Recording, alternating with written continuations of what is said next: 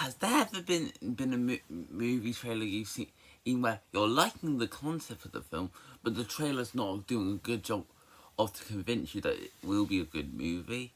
That was my fault when I saw the trailers for Today a Subject in Your Dreams, the newest animated film by Netflix. It did seem like it had an interesting concept for an animated feature. Each about two siblings entering the world of dreams and trying to find the Sandman to fix their broken family. However, the trailers weren't doing much to have me convinced that this would be a good movie. Even if Netflix was trying to make this a big movie of biggest animated film of the year, there wasn't much I was seeing from the trailers and clips that were getting me invested. There's a thing in that would be as good just as Netflix wants it to be. But I am always willing to give every movie a chance, even though the trailers weren't presenting a good picture of this film. I was hoping that the actual film itself, and when we got around to watching it, would turn out to be a lot better than what the trailers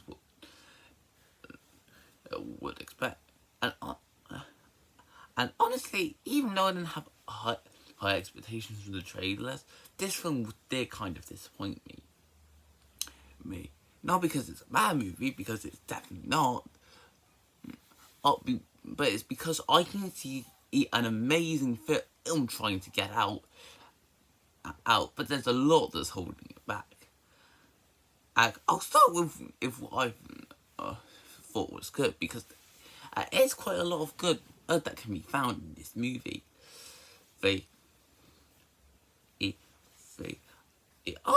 I'll start with the animation, which for the most part is pretty good. I'm not going to say it's the best looking film of the year, because there are things that do hold it back, especially the human designs. The designs for all the creatures in the dream world look fine. In worlds look fine. But the humans look very off-putting. Especially with lighting on their faces, so it's making them seem dull and lifeless. But other than that, that's only a minor critique, and there are many elements of the animation I really like. This is especially the case with the World of Dreams. This is where the film shows its concept off the bat. As for if the different dream worlds, the film gets really creative with all different dreams and nightmares, as that's the Evie and Elliot would have to go through throughout the feature.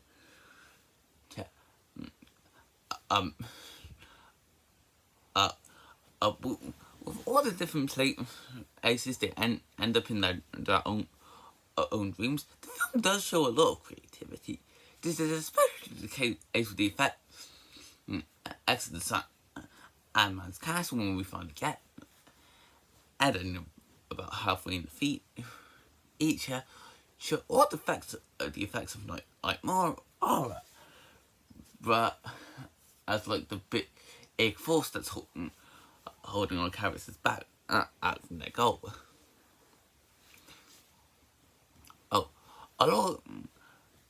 Also, but even though these scenes are very few and far between, the film does offer a bit of action, which I thought was quite enjoyable.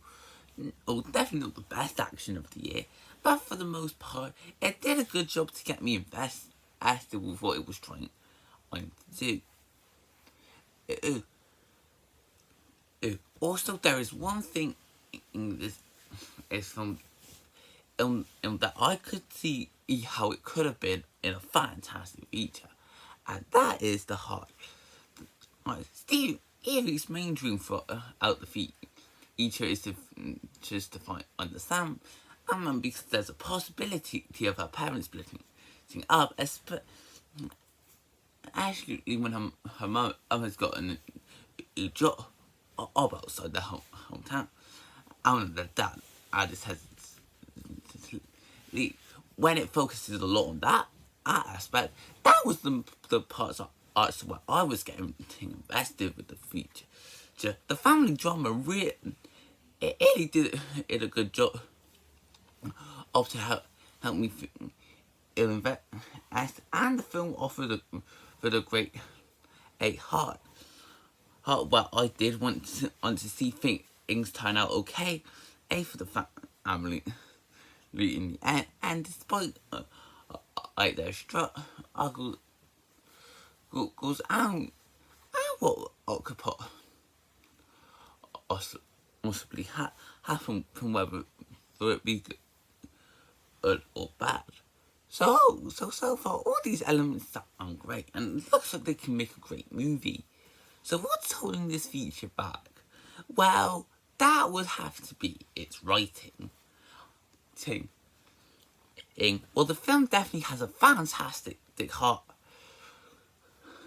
and emotional core that can help get the viewers invested. The writing really does hold this film back, where it's just a generic adventure story, or where the characters have to get to do this person that they able to help grant and their dreams for them are facing dark threats on the way.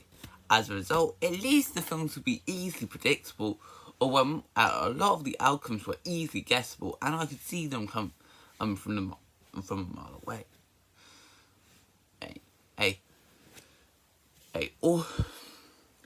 Also, one thing that really stops me from being as invested in this feature that I probably should would be the comedy. I'm not going to say all the humor was bad, because there were a couple of jokes that I did find to be funny, but for the most part, the humor really held this movie back.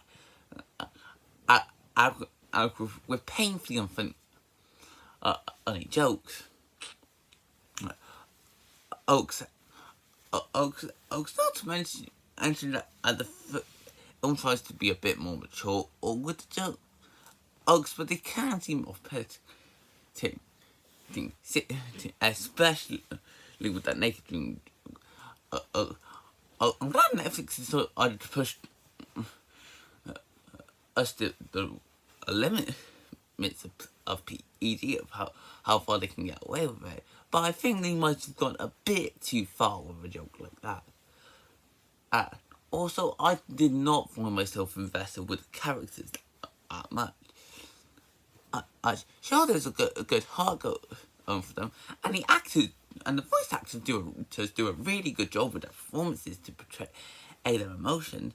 But for the most part, the film didn't really show too much about the characters that I should care about. Like Steve. Evie is the child desperate for our family to remain together at any cost. Also, Elliot is a hyper little brother who Stevie finds to be annoying at times. I was telling Only Below Me is just as the for comic relief. Each that I can be found out during the lead's adventures. The parents are just showing the struggles of how things are hard between them at the moment. And the main entities like Ant-Man and what have little that got me interested. The film does offer a twist to their roles near the end of the feature, and honestly, I'm getting so tired of this type of twist. I won't go further into it for spoiler reasons, but as you know why, you'll understand, and why I do think that this type of twist in animated films is getting a bit overdone. So overall, there is a lot that I could have seen or that could have made a fantastic movie, but there was a lot that held it back.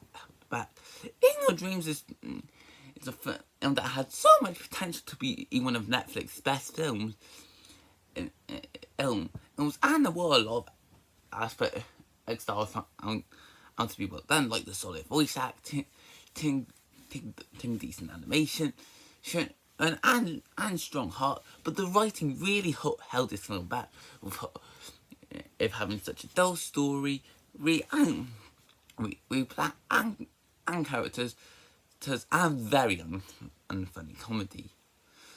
It's definitely not the worst animated film you'll get from Netflix this year. I have seen a few more orders from them, but this is actually nowhere near the best one. I would recommend to watch this at least once to see what you think about it. But you're not going to miss much at all if you choose to skip this one. This is honestly quite disappointing because, like I said before, the main heart and the main concept of this movie had, and this gives this its potential to be another great film from Netflix. But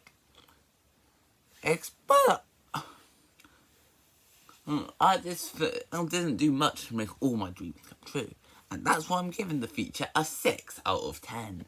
So I hope you guys enjoyed this video. Comment, like, and subscribe, and I'll see you next time. Bye!